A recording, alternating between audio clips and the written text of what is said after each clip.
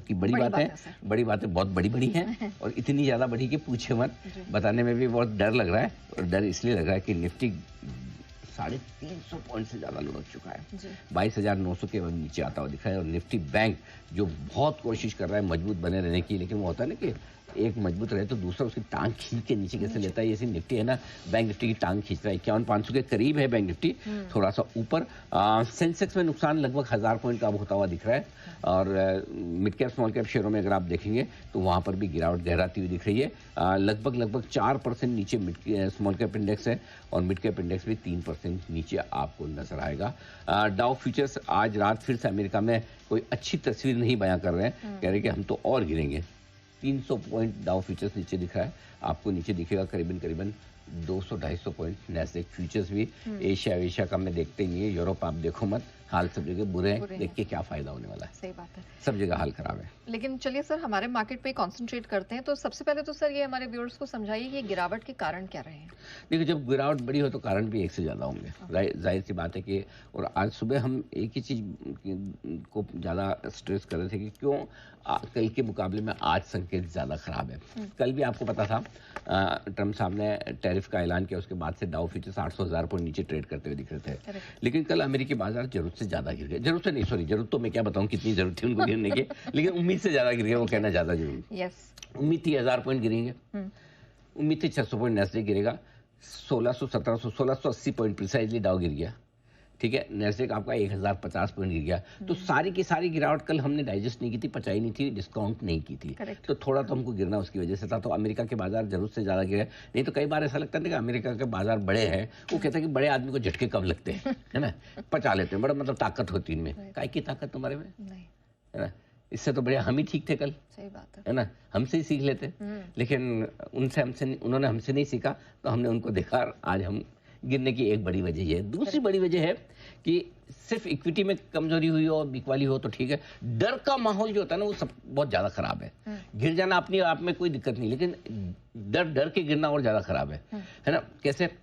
Equity गिरा, कच्चा तेल 7% नीचे, सोना चांदी जिसको सेफ मानते वो भी गिर रहा है, मेटल की तो पूछो मत हाल खराब है, बॉन्ड यील्ड नीचे आ रहे हैं, डॉलर इंडेक्स उनकी करेंसी कमजोर। क्या बचा है भाई साहब लाइफ में गिरने के लिए? भी गिर गया है, क्रिप्टो भी गिर गया है। लोग सिर्फ नहीं गिरे तो एक चीज, ट्रम्प साहब का घमंड वो अभी तक बरकरार है। बाकी सारी चीजें, हर चीज गिरी है, हर चीज नीचे। करेक्ट। तो ये एक और दूसरी चीज। तीसरी चीज जो है, अब चलो ठीक है गिर गए होंगे, कल जरूरत से ज्यादा गिर गए, आज तो ताकत दिखाओ। सुबह से 150-200 पॉइंट डाउन फ्यूचर नीचे, जो गिरते गिरते ये भी 300 नीचे। मतलब आज भी रात को हम ये नहीं सोच सकते अमेरिका अब होने में हो जाए, अलग बात है। 300 पॉइंट डाउ फ्यूचर्स नीचे है, 250 पॉइंट नैस्डैक फ्यूचर्स नीचे है। अब हो सकता है कुछ और हो जाए, ज्यादा घटे कम घटे, यू नेवर नो। ये 300-400 जो नीचे, 1000 नीचे हो जाएगा, वो बाप रे 380 हो गया। ये बंद करो इसको कितने गिरते जा रहे हैं, हर टिक के साथ और नीचे और नहीं कल खुलते खुलते तो क्या और ज्यादा हो जाएंगे। तो वो एक डर और है। तो आपको यही अगर 200-250 पॉइंट डाउ फ्यूचर ऊपर होते हैं तो ये लगता है ना भाई चलो 1700 पॉइंट घटने के बाद 200-300 तो बढ़ रहा है कम से कम। बाद में तो रात को जो होना होगा अपने को पता नहीं, उसी सोमवार सुबह देखेंगे। लेकिन ये तीसरी प्रॉब्लम ये, और चौथी प्रॉब्लम जो बड़ी आई है वहीं से अमेरिका से, वो एक बेचारा छोटा सा सेक्टर जो उनके काम का है, खुद अमेरिका के, मेरा फार्मा। क्या जरूरत थी? वो कौन था रिपोर्टर जिसने सवाल पूछा ट्रम्प साहब को एरोप्लेन में घुसते घुसते कि फार्मा पे भी लगाओगे क्या? उनको तो कोई पूछने वाला चाहिए, वो तो जवाब तो टेढ़ा ही देंगे सर। सही बात है ना, मतलब कोई ऐसा जवाब तो देना ही नहीं उनको कि जो अच्छा हो। हाँ लगाऊंगा, क्यों नहीं लगाऊंगा, जल्दी लगाऊंगा, अलग तरीके से लगाऊंगा। लोग ये भी गया। आज मूड तो खराब फार्मा की वजह से हुआ। अगर ये खबर नहीं आती ट्रम्प की फार्मा पे टैरिफ, तो सुबह हम संभले हुए थे, ऐसे खराब नहीं थे, है ना। हरे में आने की कोशिश कर रहे थे निफ्टी पे, बैंक निफ्टी में तो अच्छा खासा तेजी में था, 51,800 भी किया हमने। सो लाइफ ठीक थी एकदम। लेकिन ये जो स्काई न्यूज ने खबर डाली, उसके बाद स्काई से पाताल की तरफ, पाताल को क्या बोलते हैं इंग्लिश में? नहीं, खड्डा रसातल क्या उसको पता करना पड़ेगा। हाँ, वो सब पताल के। हे भगवान, कोई तो कॉन्वेंट वाला कोई नहीं है। चलो है, वो सब पताल में गए हैं अभी। तो चौथा ये फार्मा। और आखिरी जो बड़ा कारण है आज गिरावट का, जो हमारा अपना है, 4 तो बाहर के हो गए, हाँ, आज 5वां अपना है।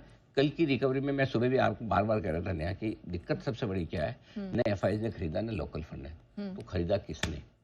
करेक्ट। और अगर कमजोर ट्रेडर्स या लोकल ट्रेडर्स इन्वेस्टर टाइप की खरीदे और बड़े इन्वेस्टर्स की खरीदारी ना हो तो यार मूड तो खराब होता है। देखो करेक्ट। कल की रिकवरी जिससे इसको देगा, हाँ अब कल की रिकवरी आप कहने के लिए कह सकते हैं भाई एफआई ने पावर खरीदा, फार्मा खरीदा, है ना, कुछ और लोकल आपके जो सेक्टर बैंक खरीदे, एनबीएफसी खरीदे, बेचे होंगे तो आईटी बेचेंगे, लेकिन नेट नेट भी तो देखना पड़ेगा ना, अल्टीमेटली पैसा आ रहा है कि जा रहा है। करेक्ट।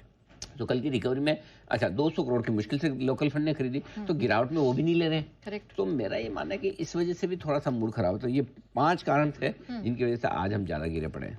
ओके सर, 23,000 के नीचे हम बहुत समय से निफ्टी समय बिता रहा है, तो क्या लग रहा है मुश्किल है आज 23,000 के ऊपर क्लोजिंग देना?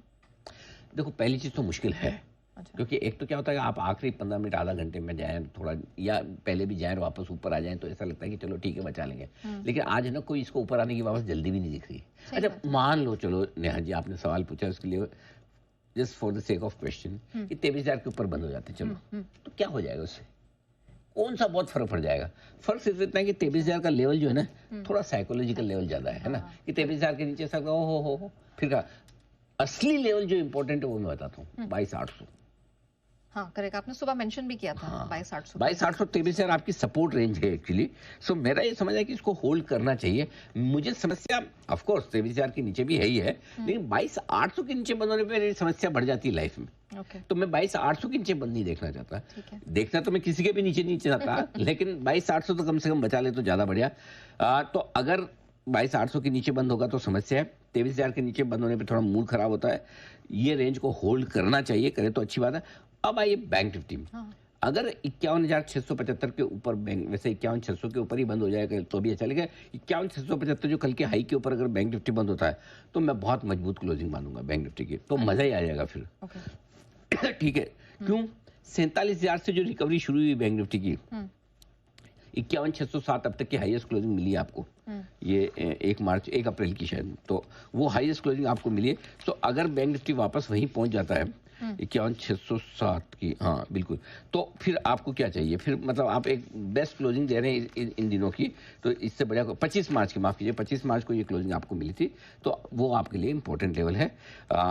लग रहा है कि अगर थोड़ी भी रिकवरी आई आखिरी 1 घंटे 1.5 घंटे में तो वो बैंक निफ्टी की लीडरशिप से आएगी और बैंक निफ्टी मजबूत क्लोजिंग देगा। कल भी कोशिश की 51,600 के आसपास बंद होने की, आज अगर एक बढ़िया क्लोजिंग मिल जाए तो कम से कम सबसे बड़ी बात क्या है, आपको ये भरोसा होगा कि निफ्टी जरूरत से ज्यादा नहीं गिरेगा, क्योंकि निफ्टी का 1/3 हिस्सा बैंक निफ्टी है। और अगर बैंक निफ्टी मजबूत है, अच्छी क्लोजिंग और ब्रेकआउट वाली क्लोजिंग देने को तैयार है, तो कहीं ना कहीं आपका थोड़ा सा कॉन्फिडेंस बढ़ जाता है, या जो घिरा पिटा हुआ कॉन्फिडेंस थोड़ा सुधर जाता है। चलिए थोड़ा क्वेश्चन इसको मिल जाएगा अगर बैंक निफ्टी यहाँ पर दम दिखा दे। लेकिन सर मिड और स्मॉल कैप बड़ा खून खराबा हो गया सर यहाँ पे, यहाँ क्या हो गया? अभी तो काफी समय तक संभले हुए थे। देखो बात तो सही है आपकी, काफी देर समझे। देखो कमजोरी के नाम पे तो ऐसा तो है, मिड कैप स्मॉल कैप 3-3% घटना, 4% घटना अपने आप में, लेकिन कोई ऐसा निफ्टी भी कमजोर नहीं है। 350-400 पॉइंट निफ्टी घटता है तो कमजोरी तो निफ्टी में भी है, लेकिन निफ्टी के बाहर शेयरों में गिरावट तेज है, ज्यादा है, जो मिड कैप और स्मॉल कैप इंडेक्स का हिस्सा बनते हैं। और यही वजह कि ये दोनों इंडेक्स आपको ज्यादा कमजोर दिख रहे हैं। क्यों? आज शुरुआत किसने की गिरावट की? फार्मा शेयरों ने, और फार्मा में ज्यादा मिड कैप शेयर है आपके पास। तो मिड कैप फार्मा औरोबिंदो से लगाकर लाइन नीचे ग्रेन्यूल से लेकर सब जो लोरस वरस, ये जब गिरना शुरू कर दिए, ये सारे मिड कैप इंडेक्स के हिस्सा है। तो इसलिए एक तो वो, तो वहां से नई बिकवाली शुरू हुई। दूसरी बिकवाली कहां से आई? उन सेक्टर से आई जिनके ऊपर पहले ही टैरिफ लगा हुआ था। तो कल हम भूल गए इनको। कल क्या गरम गरम मामला था, नया किस पे है, नया किस पे है। तो मेटल ऑटो इसमें तो पहले से लगा हुआ है, इसको क्या देखना है? कल नहीं देखा, आज देख रहे हैं। आज मेटल भी गिर गया, ऑटो और ऑटो इंडस्ट्री आज। फार्मा का तो चलो ट्रम्प साहब ने बोला इसलिए गिरा है, लेकिन बाकी दोनों तीनों सेक्टर जो कल नहीं घटे थे, जिसपे पहले से ड्यूटी लग चुकी थी 25% की, उसको गिरने की क्या जरूरत थी? वो आज गिरे। और यही बात है ना, बाजार के, अब आप क्या लड़ोगे, क्या झगड़ोगे? बाजार की मर्जी, कब गिरे? कल गिरना नहीं गिरे, आज गिरे। सो ये वजह है। अच्छा रहा सवाल का आईटी का, तो आईटी तो कमजोर था, कमजोर है, रहेगा। ये मैंने नहीं बोला, ये आपने बोला है। क्योंकि आपने रिकमेंडेशन दी थी इसलिए याद है। तो मजा नहीं है, मतलब कुल मिला के खराब ही है। ठीक है सर, कोई ऐसे सेक्टर हैं जहां पर अभी भी उम्मीद है, और अगर है तो कौन से और क्यों? है ना, हाँ। बिल्कुल है। दो चीजें हैं। पहला तो वो सेक्टर जिसको कच्चे तेल की गिरावट से फायदा होता है, हमारा फेवरेट वही है। देखो, पैसे बने ना बने, थोड़े उसमें सेफ्टी ज्यादा है, करेक्ट। गिरने में कम, बढ़ने में आगे। कच्चे तेल की गिरावट से फायदा किसको होता है? तेल कंपनियों को होता है, oil and gas. I mean तेल कंपनी में ओएनजीसी मत रख लेना, एचपीसीबी, आईओसी काइंड ऑफ। ओएमसीज, हाँ। पेंट कंपनियों को फायदा होता है एशियन, बर्जर टाइप के। और तीसरा फायदा होता है एविएशन, जैसे कि इंडिगो। उसमें भी खाली इंडिगो अकेले है, बाकी मत जोड़ लेना आप। तो ये एक थीम है जो मजबूत था और रहेगी। दूसरी थीम हमारी जो मजबूत है वो है जिनकी कंपनियों का कारोबार सिर्फ भारत में है। ओके।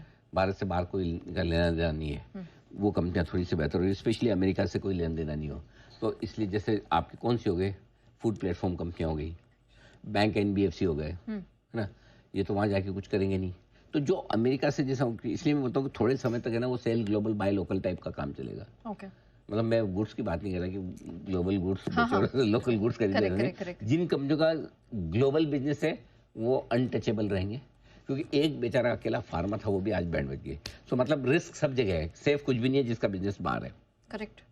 ठीक है। अब कई लोग कहते हैं तो ओवर रिएक्शन, अब ओवर रिएक्शन या अंडर रिएक्शन आप और हम कौन डिसाइड करेंगे? करेक्ट।